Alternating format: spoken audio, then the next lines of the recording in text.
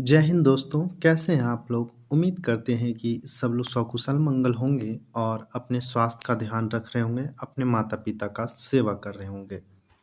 आज हम लोग अंधा युग की तीसरी कक्षा देने देखने वाले हैं और अभी तक अंधा युग पे 2 कक्षा मेरी पहले हो चुकी है। अगर आप लोग नहीं देखे होंगे, तो एक बार जाके देख लेंगे। आज हम लोग चौथा अंक से देखेंगे। क्लास प्रारंभ करने से पहले जैसे कि हर बार मैं आप सबको एक महत्वपूर्ण जानकारी देता हूँ, मैं इस बार भी ये मेरा मिशन जेआरएफ हिंदी आप देख रहे होंगे मिशन जेआरएफ हिंदी इस नाम से मेरा टेलीग्राम ग्रुप चैनल दोनों है।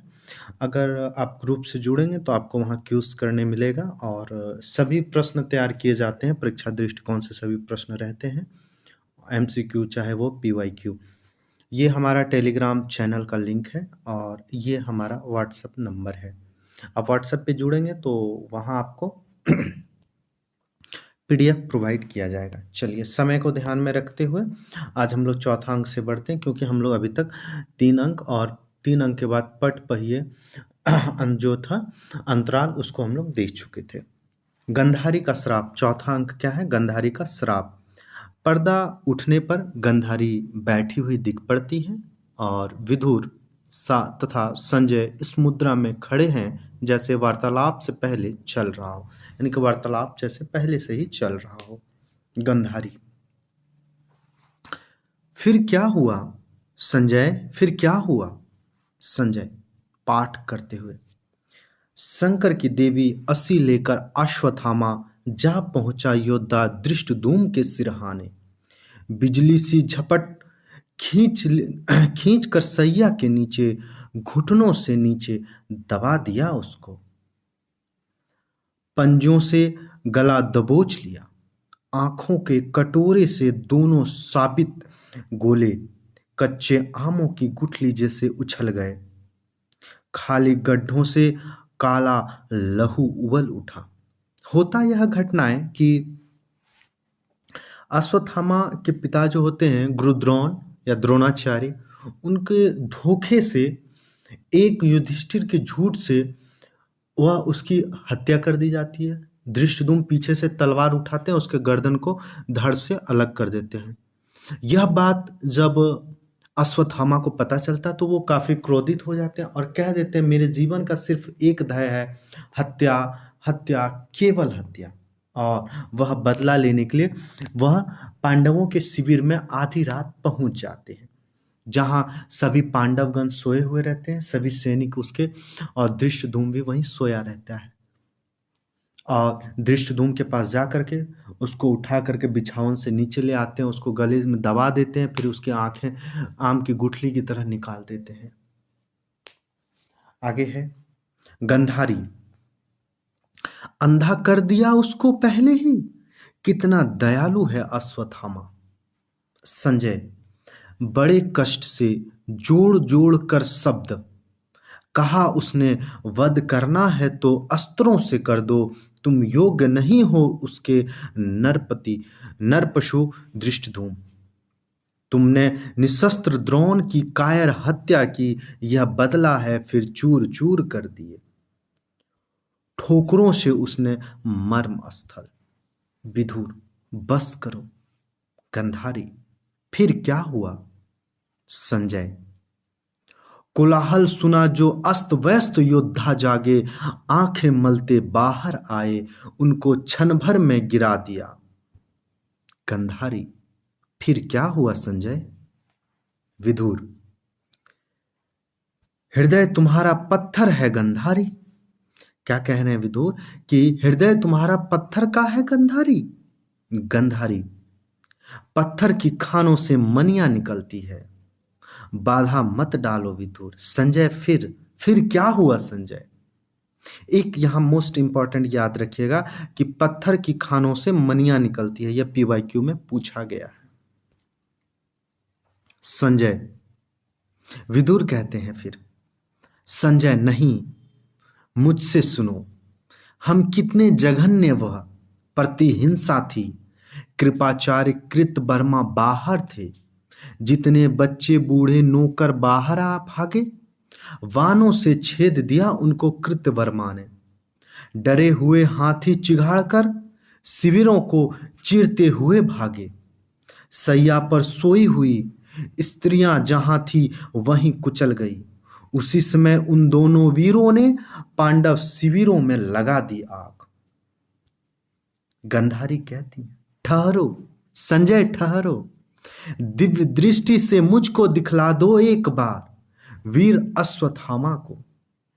संजय, माता, व्यास ने मुझको दिव्य दृष्टि दी। यहां से भी प्रश्न आपको बन सकते हैं कि किन्होंने संजय को दिव्य दृष्टि दिया था। तो याद रखिएगा, व्यास ने मुझको दिव्य दृष्टि दी थी केवल युद्ध की अवधि के लिए। पता नहीं कब वह सामर्थ्य मुझसे छिन जाए। ध्यान करता है, पीछे से वे अंधेरे में पुकारते हैं, महाराज दुर्योधन, महाराज दुर्योधन। कृपाचार्य, ऐसा कहा जाता है कि संजय जो थे वो निहत्य थे, यानी कि निहत्य मतलब कि उसके हत्या नहीं की जा सकती थी। पूरे महाभारत के दौरान संजय की हत्या कोई नहीं कर सकता। और व्यास के द्वारा संजय को दिव्य दृष्टि दिया गया था। जैसे आज के समय में टेलीविजन होता है, वो टेलीविजन का काम संजय कर रहा था। वो अपने दिव्य दृष्टि से घटनाओं को देख रहा था और फिर वह यहाँ घटनाएं बता रहा था। कृपाचार्य, रुक रुक कर जरा जोर से, महाराज सेनापति अश्वत्थामा ने ध्वस्त कर दिया पूरे पांडव शिविर को आज। शेष नहीं बचा एक भी योद्धा। कृतवर्मा, ढूंढ रहे हैं किसे? शायद अश्वत्थामा को। कृपाचार्य, महाराज अश्वत्थामा अपना ब्रह्मास्त्र और मणि लेने गया है। उसे लेकर हम तीनों घोर वन में चले जाएंगे। आप देखेंगे कि अश्वत्थामा का जो सर था उस पर कपोल में देखेंगे एक मणि लगा हुआ था, जिसको कृष्ण ने छीन लिया था, निकाल लिया था। वही कह रहे हैं कि अश्वत्थामा लेने गया अपना ब्रह्मास्त्र और मणि, और जिसको लेकर के वो वल्कल धारण करके यानी साधु संत के भेष में वह वन की ओर जाना चाहता है। अश्वत्थामा फिर कहते हैं, नहीं स्वामी नहीं, मैं अब भी अनधिकारी हूं। मैंने प्रतिशोध ले लिया दृष्टद्युम्न से पिता की पाप हत्या का, किंतु अभी भी आपका प्रतिशोध नहीं ले पाया। शेष है अभी भी सुरक्षित उत्तरा। उत्तरा कौन थी? अभिमन्यु की पत्नी थी। तो वही कहते हैं कि शेष अभी भी है सुरक्षित उत्तरा, जन्म देगी जो पांडव उत्तराधिकारी को। किंतु स्वामी, अपना कार्य पूरा करूंगा मैं।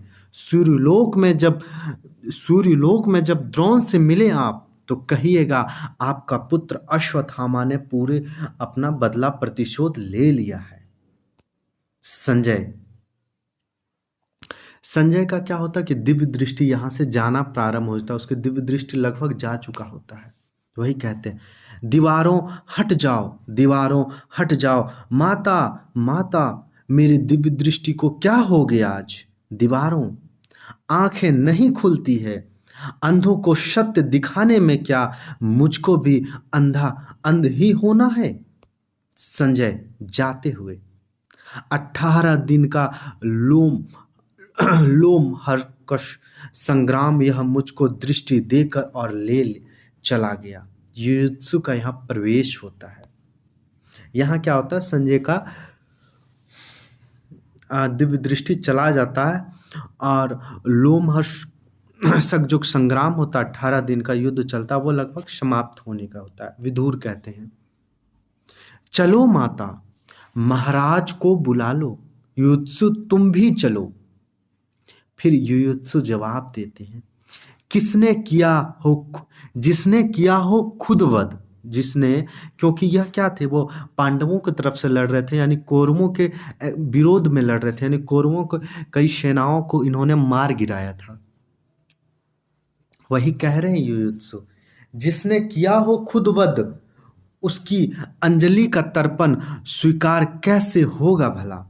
वे मेरे बंधु हैं, अर्थात भाई हैं, मेरे परिजन हैं, मतलब परिवार के सदस्य हैं। किंतु सुनो कृष्ण, आज मैं किस मुंह से उनका तर्पण करूंगा? सब जाते हैं, पीछे का पर्दा धीरे धीरे उठता है। युयुत्सु। किसके हैं रथ वे, उधर झाड़ी में छिपे छिपे। संजय। रुको, ओ रुको अश्वत्थामा, हम हैं संजय, माता गंधारी महाराज, संग है हमारे विदुर और युयुत्सु। धृतराष्ट्र। संजय। मत लो युयुत्सु का नाम, क्रोधित अश्वत्थामा जीवित नहीं छोड़ेगा। मेरा है केवल एक पुत्र शेष, यानी कि सारे पुत्र उसके मारे जा चुके थे, युयुत्सु ही मात्र एक शेष पुत्र उनका बचा हुआ था। खोकर उसे कैसे जीवित रहूंगा मैं। संजय। अश्वत्थामा तो बिल्कुल बदला हुआ सा है। वीर वीर नहीं वह तो, जैसे भय की प्रतिमूर्ति है, रह रह कर कांप उठता है, रथ की वल्गाएं हाथों से छूट जाती है, दूर कहीं शंख की ध्वनि होती है। गंधारी। पागल है, कहता है वल्कल धारण कर रहूंगा तपोवन में, डरता है कृष्ण से। विधुर। लगता है ढूंढ लिया प्रभु ने उसे। धृतराष्ट्र। संजय, देखो तो जरा। संजय। मेरी दिव्य दृष्टि वापस ले ली है व्यास ने। क्या होता है यहाँ की दिव्य दृष्टि संजय का वापस ले लेता है। किन्होंने? व्यास ने, क्योंकि व्यास के द्वारा ही उनको दिव्य दृष्टि दिया गया था। फिर युयुत्सु कहते हैं, यह तो प्रकाश है अर्जुन के, यह तो प्रकाश है अर्जुन के अग्निवान का। विधुर। माता चलो, सुरक्षित नहीं है यहां, गिर रहे हैं जलते वान यहां।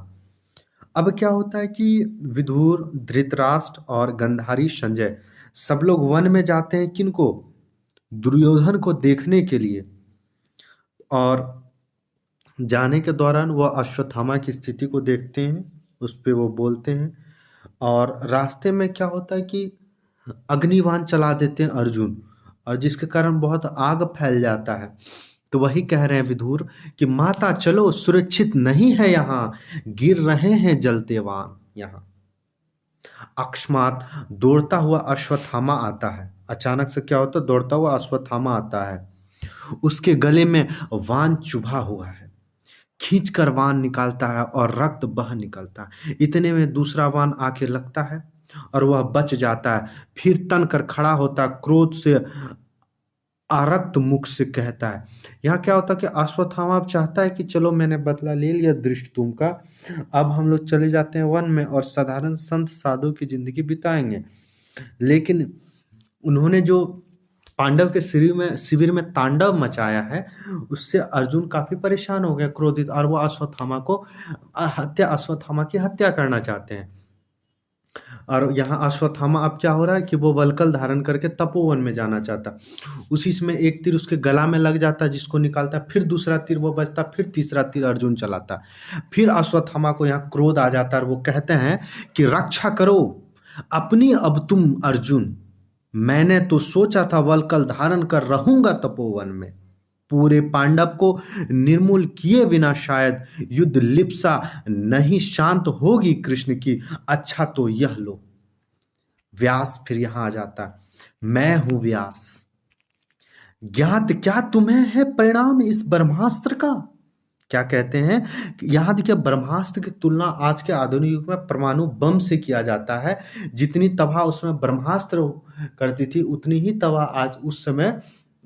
आज के समय में परमाणु बम करता है। वही कहता है कि ज्ञात क्या तुम्हें है परिणाम इस ब्रह्मास्त्र का, यदि यह लक्ष्य सिद्ध हुआ ओ नरपशु, तो आगे आने वाले सदियों तक पृथ्वी पर रसमय वनस्पति नहीं होंगे, शिशु होंगे पैदा विकलांग और कुष्ठग्रस्त, जो आज भी पंजाब हिरोशिमा में देखने को मिलता। पंजाब कहते हैं नागासाकी और हिरोशिमा में, जापान में। शिशु होंगे पैदा विकलांग और कुष्ठग्रस्त, सारी मनुष्य जाति बोनी हो जाएगी। जो कुछ भी ज्ञान संचित किया है मनुष्य ने सतयुग त्रेता द्वापर में, सदा सदा के लिए होगा विलीन वह। गेहूं के बालों में सर्प फुकारेगा, नदियों में बह बह कर आएगी पिघली आग। फिर अश्वत्थामा जवाब देते हैं। अश्वत्थामा को ब्रह्मास्त्र तो चलाना आता है, लेकिन उसे ब्रह्मास्त्र वापस लेना नहीं आता है। वही अश्वत्थामा यहाँ फिर कहते हैं कि भस्म हो जाने दो, आने दो प्रलय व्यास, देखें मैं रक्षण शक्ति कृष्ण की। व्यास कहते हैं तो उधर देखो, तो देख उधर, कृष्ण के कहने से पहले अर्जुन ने छोड़ दिया था नभ में अपना ब्रह्मास्त्र। लेकिन नराधम, ये दोनों ब्रह्मास्त्र अभी नभ में टकराएगी, सूरज बुझ जाएगी, धरा बंजर हो जाएगी। अश्वत्थामा, मैं क्या करूं, मुझको विवश किया है अर्जुन ने। व्यास, फिर अर्जुन के पास व्यास जाते हैं और कहते हैं, अर्जुन सुनो, मैं हूं व्यास, तुम वापस ले लो ब्रह्मास्त्र को। और वह वापस ले लेता। फिर अश्वत्थामा को कहते हैं कि व्यास, मैं अस्क आसक्त हूं, मुझको है ज्ञात रीति केवल आकर मन की, पीछे हटना मुझको या मेरे अस्त्र को मेरे पिता ने सिखाया नहीं। व्यास फिर कहते हैं, सूरज बुझ जाएगा, धरा बंजर हो जाएगी। जब ब्रह्मास्त्र टकराएगा तो क्या हो जाएगा, सूरज बुझ जाएगा और धरा, ये जमीन जो है, धरती जो है वो बंजर हो जाएगी। अश्वत्थामा, अच्छा तो सुन लो व्यास, सुन लो कृष्ण, यह अचूक अस्त्र फिर अश्वत्थामा कहते हैं कि अच्छा तो सुन लो व्यास, सुन लो कृष्ण, यह अचूक अस्त्र अश्वत्थामा का निश्चित गिरे जाकर उत्तरा के गर्भ पर वापस नहीं होगा। पांडवों की जय ध्वनि सुन पड़ती है और विदुर आते हैं। धृतराष्ट्र की तरफ घूम जाता। धृतराष्ट्र कहते हैं, यह कैसी ध्वनि, जय ध्वनि है। विदुर कहते हैं, महाराज रक्षा कर ली उत्तरा की मेरे प्रभु ने। यानी कि उत्तरा का जो गर्भ था, अभिमन्यु को जो पुत्र जो उसमें जन्म लेने वाले थे, अगर ब्रह्मास्त्र उसके गर्भ पे गिरता तो वह उनकी मृत्यु हो जाती। तो वही कह रहे हैं विदुर कि महाराज रक्षा कर ली उत्तरा की मेरे प्रभु ने, अर्थात कृष्ण ने। एक क्षण को स्तब्ध होकर धृतराष्ट्र पूछते हैं विदुर से, कैसे विदुर? विदुर बोले वे, यदि यह ब्रह्मास्त्र गिरता है तो गिरे, लेकिन जो मुर्दा शिशु होगा उत्पन्न, उसे जीवित करूंगा मैं देकर अपना जीवन। यह पंक्ति भी आपसे पूछा जा सकता है। धृतराष्ट्र अश्वत्थामा को क्या छोड़ दिया कृष्ण ने? क्या कह रहे हैं धृतराष्ट्र का, अश्वत्थामा को क्या छोड़ दिया कृष्ण ने? विदुर, छोड़ दिया, केवल भ्रूण हत्या का शाप देकर उसे दिया और उससे मणि ले ली। उसके माथे पे जो मणि था उसे निकाल लिया कृष्ण ने फिर से। गंधारी लौट जा रहा है, वह कौन है विदुर? रोको। विदुर कहते हैं, माता उसे जाने दो, वह अश्वत्थामा है। दंड उसे दिया भ्रूण हत्या का कृष्ण ने, श्राप दिया उसको कि जीवित रहेगा वह, लेकिन हमेशा जख्म ताजा रहेगा। प्रभु चक्र उसके तन पर रक्त सना घूमेगा, गहन वनों में युग युगांतर तक अंगों पर फोड़ लिए गले हुए जख्मों से चिपटी हुई पट्टियां, पीप थूक कफ से सना जीवित रहेगा वह, मरने नहीं देगा प्रभु, लेकिन अगणित रोड़ब की पीड़ा जगती है रहेगी रोम रोम में। अभी एक साउथ में एक मूवी आई है अमिताभ बच्चन और प्रभास की, आप जब उसको देखेंगे तो उसमें अश्वत्थामा का रोल दिखाया गया, जिसका रोल अमिताभ बच्चन ने किया है। वो पूरे शरीर में पट्टी बांधे रहते हैं, क्योंकि पूरे शरीर में उसका कोढ़ हो गया रहता है। या श्राप जब देते हैं पूरा शरीर उसका गलता है, लेकिन मृत्यु नहीं होती है अश्वत्थामा की। और कहा जाता है कि आज भी कहीं ना कहीं अश्वत्थामा हमारे धरती पर धरा पे जीवित है। आगे कहा रहे हैं, गंधारी हृदय विदारक स्वर में, यानी कि उसको बहुत दुख होता है जब अश्वत्थामा के विषय में सुनते हैं, और कहते हैं, आज तुम भी सुन लो, मैं तपस्विनी गंधारी अपने सारे जीवन के पुण्य का, अपने सारे पिछले जन्मों के पुण्य का बल लेकर कहती हूँ कृष्ण सुनो, यदि तुम चाहते हो तो रुक सकता था युद्ध यह। मैं प्रसव नहीं किया था कंकाल का, अर्थात मैंने जन्म नहीं दिया था कंकाल का। इंगित पर तुम्हारे भी भीम ने अधर्म किया, क्यों नहीं तुमने वह शाप दिया भीम को, क्योंकि गदा का नियम था कि जंघा पे वार नहीं करना, और भीम ने दुर्योधन के जंघा पे वार किया था। तो तुमने दिया निरपराध अश्वत्थामा को तुमने किया है प्रभुता का दुरुपयोग। यदि मेरी सेवा में बल है, संचित तप में धर्म है, तो सुनो कृष्ण, प्रभु हो या प्रातपर हो, प्रभु हो या प्रातपर हो, कुछ भी हो, सारा तुम्हारा वंश इसी तरह पागल कुत्तों की तरह एक दूसरे को परंपरा फाड़ खाएगा। तुम खुद उनके विनाश करके कई वर्षों बाद किसी घने जंगल में साधारण व्याध के हाथों मारे जाओगे। प्रभु हो पर मारे जाओगे पशुओं की तरह। फिर वंशी ध्वनि कृष्ण की छाया आती है। कृष्ण कहता है, माता प्रभु हूं या प्रातपर? कहता है वो, प्रभु हूं या प्रातपर, पर पुत्र हूं तुम्हारा, तुम माता हो। मैंने अर्जुन से कहा, सारे तुम्हारे कर्मों का पाप पुण्य योग क्षेम मैं वहन करूंगा अपने कंधों पर। 18 दिनों के इस भीषण संग्राम में कोई नहीं, केवल मैं ही मरा हूं करोड़ों बार। जितनी बार जो भी सैनिक भूमिशाई हुआ, कोई नहीं था, वह मैं ही था। गिरता था घायल होकर जो रणभूमि में, अश्वत्थामा के अंगों से रक्त पीप श्वेत बनकर बहूंगा। मैं ही युग युगांतर तक जीवन हूं मैं, तो मृत्यु भी तो मैं ही हूं मां। शाप यह तुम्हारा स्वीकार है। फिर गंधारी कहती हैं, रोई नहीं मैं अपने 100 पुत्रों के लिए, लेकिन कृष्ण तुम पर मेरी ममता अगाध है। कर देते शाप यह मेरा तुम अस्वीकार, तो क्या मुझे दुख होता? कृष्ण की ध्वनि फिर आती है और कहते हैं, देखिए कितनी बार, क्योंकि कृष्ण को भी वह, कृष्ण जो है गंधारी को माता कहती थी, कुंती को भी माता कहती थी, क्योंकि उसकी बुआ थी। कृष्ण की ध्वनि आती है और कहता है, ऐसा मत कहो माता, जब तक मैं जीवित हूं पुत्रहीन नहीं हूं तुम। जब तक मैं जीवित हूं पुत्र नहीं हो तुम। प्रभु हूं या प्रातपर, पर पुत्र हूं तुम्हारा, तुम माता हो। और फिर कथा गायन होता है। स्वीकार किया यह साप कृष्ण ने जिस क्षण से, उस क्षण से ज्योति सितारों की पड़ गई है मंद, युग युग की संचित मर्यादा निष्प्राण हुई। और फिर पटक्षेप आता है और चौथा अंक समाप्त हो जाता है, और अंतिम अंक 5वां अंक आता है। 5वां अंक, विजय एक क्रमिक आत्महत्या, क्योंकि यहाँ युयुत्सु आत्महत्या कर लेता है।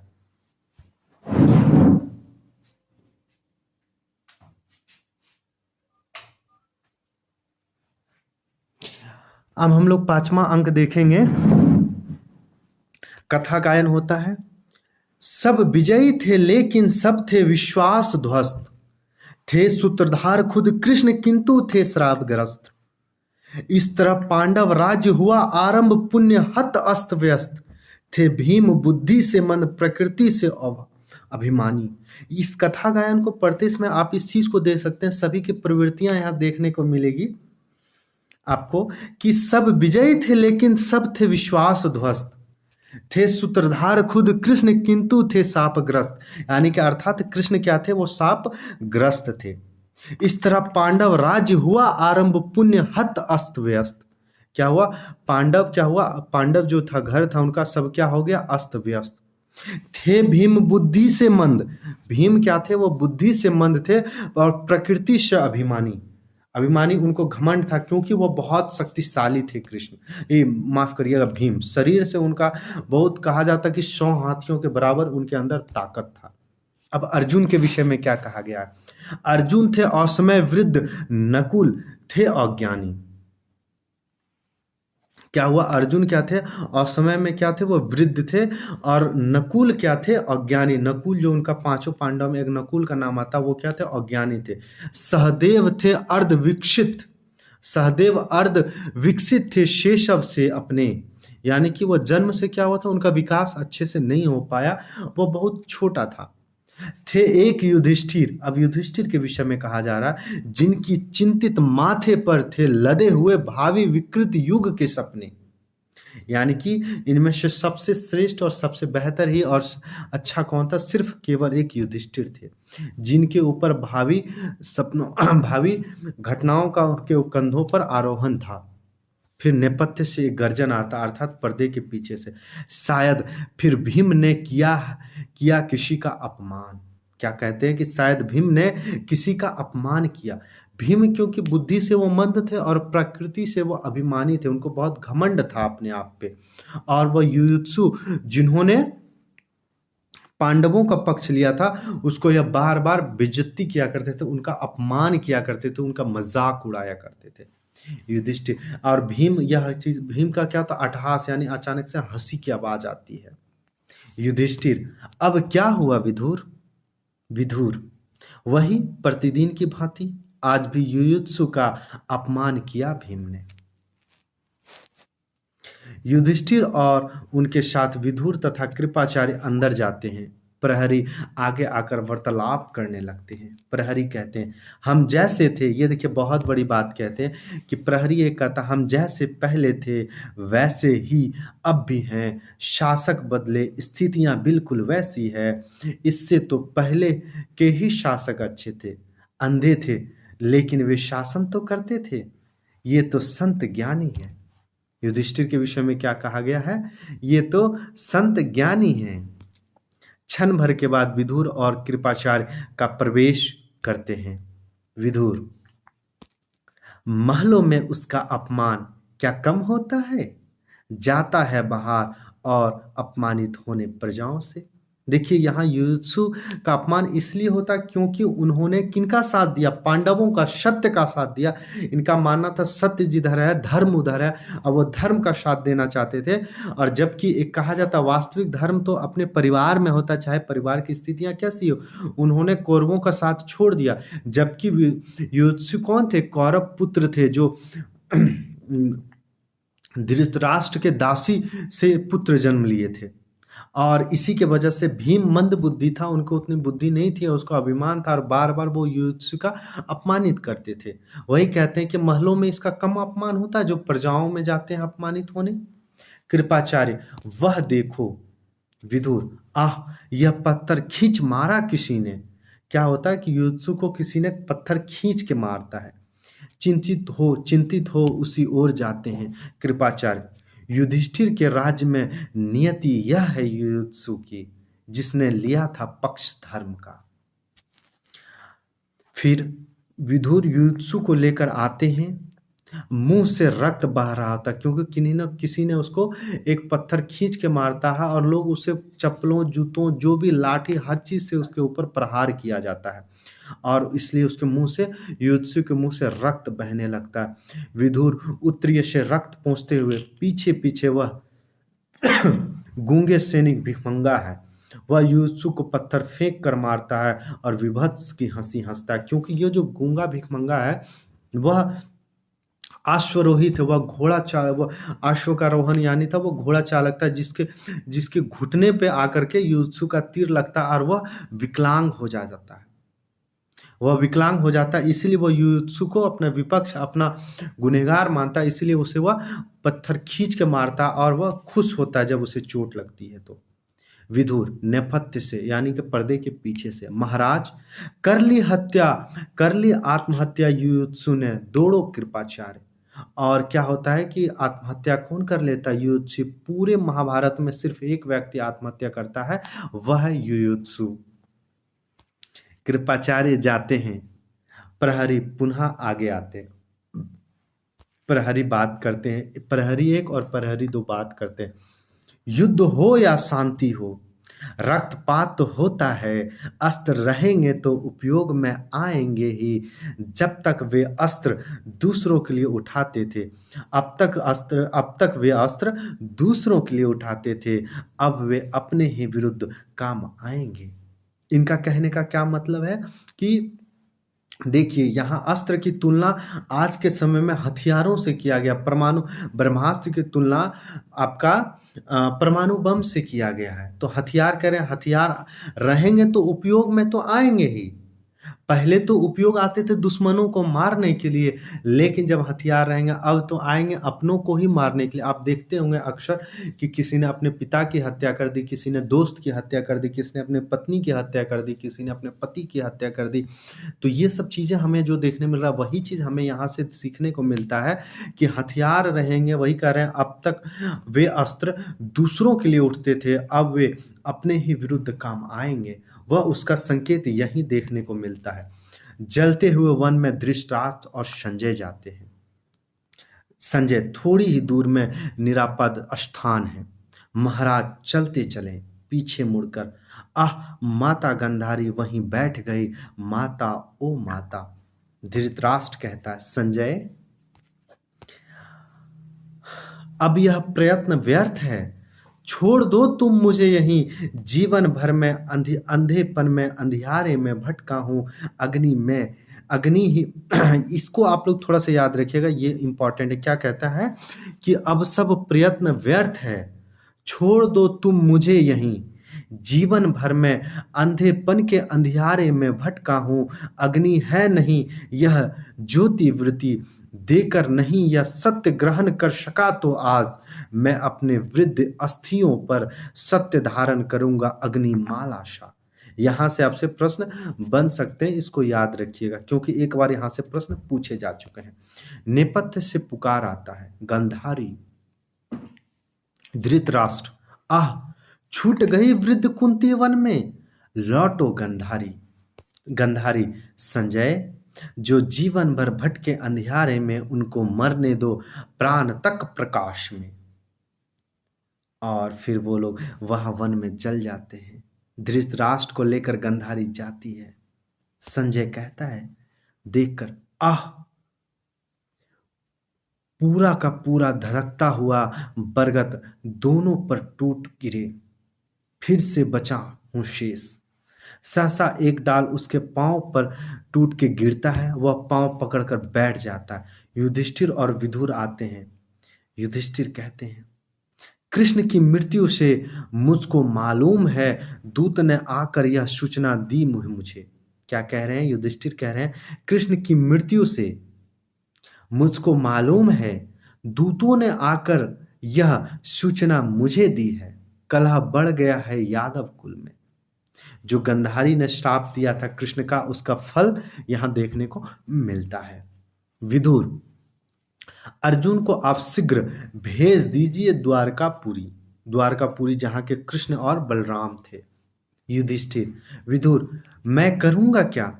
माता कुंती, गंधारी और महाराज हो गए भस्म उस दवाग्नि में। दवाग्नि मतलब उस अग्नि में। तर्पण आप लोग का एक शब्द आता है हमेशा, तर्पण जैसे कि आप लोग कहते हैं ना कि पितृलोक या स्वर्गवास हो गया, जो हम लोग भोज भंडारा कहते हैं, वो जो 10 दिन 12 दिन की प्रक्रिया कहते हैं, उसी को तर्पण कहा जाता है। पिंडदान किया जाता है, उसी को तर्पण। तो ये कहते हैं कि महाराज, माता कुंती, गंधारी और महाराज हो गए हैं भस्म उस दवाग्नि में। तर्पण करने के बाद घाव खुल गया फिर युयुत्सु के, और इतने दिनों बाद वह आत्मघात फलीभूत होकर रहा। बात करते करते दूसरी ओर चले जाते हैं, फिर प्रहरी, और यहाँ समापन होता। और समापन के अंतिम हमारा है प्रभु की मृत्यु। प्रभु की मृत्यु में आप वंदना पढ़ेंगे, जहाँ है वंदना में एक बात बहुत इंपॉर्टेंट है। वंदना की बात को आप समझने का प्रयास करिएगा।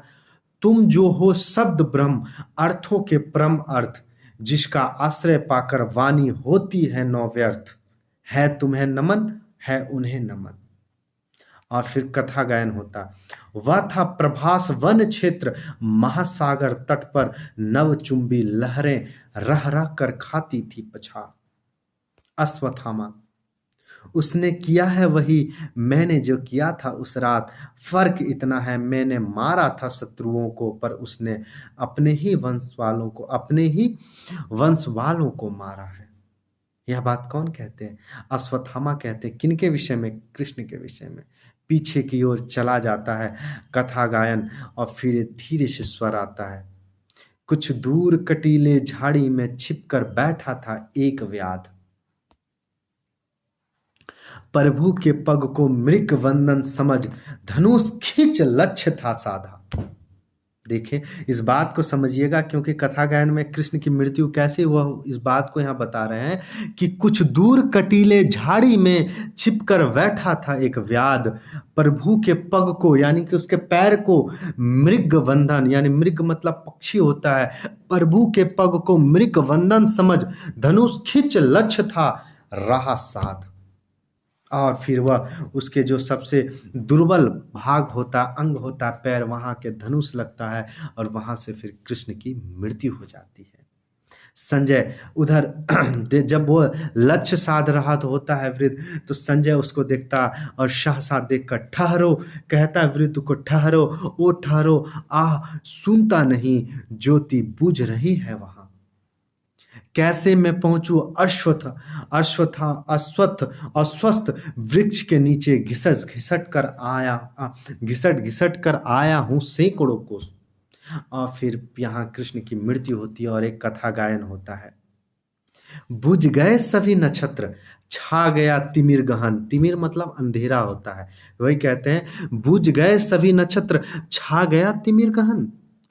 वह और भयंकर लगने लगा भयंकर वन। जिस क्षण प्रभु ने प्रस्थान किया द्वापर युग बीत गया उस क्षण। प्रभुहीन धरा पर अस्थाहत कलयुग ने रखा प्रथम चरण। यानी कि द्वापर युग के बाद कौन सा युग आता है? तो कलयुग आता। वह और भयंकर लगने लगा भयंकर वन। युत्सु का दुरागत स्वर होता है। युत्सु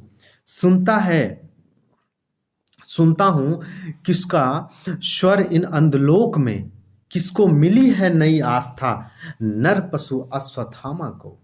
28 वह हंसता है कहता आस्था नामक यह सिक्का, यह इंपॉर्टेंट है, कई बार पूछा गया किसका कथन है। आस्था नामक यह सिक्का अब मिला है अश्वत्थामा को, जो नकली और खोटा समझ में कूड़े में फेंक चुका हूं वर्षों पहले। यह बात क्यों कहते हैं और आस्था क्यों आ गया यहाँ अश्वत्थामा को? अश्वत्थामा को श्राप तो मिला ही था कि तुम्हें कोढ़ हो जाएगा, तुम्हारा पीप गल गल के ऐसे होगा, लेकिन इन सब घटनाओं के वजह से उनका जो दर्द था वह दर्द का वहन कौन कर रहा था? कृष्ण को।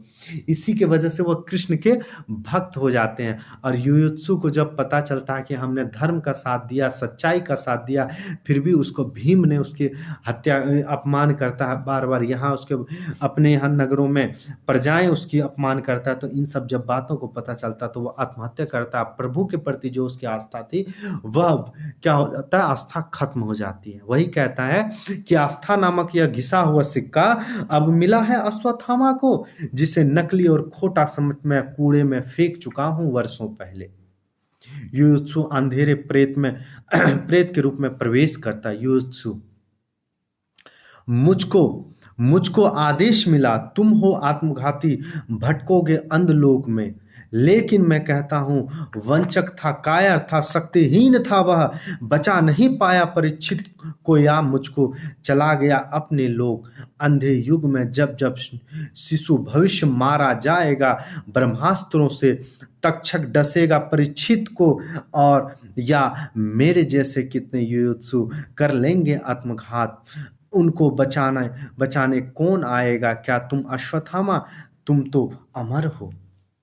संजय पर मैं तो हूं निष्क्रिय निरपेक्ष सत्य। युयुत्सु इसलिए साहस से कहता हूं नियति है हमारी बंदी, प्रभु के मरण से नहीं।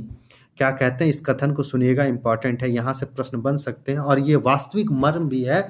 नहीं है साहस से कहता हूं नियति है हमारी बंदी, प्रभु के मरण से नहीं।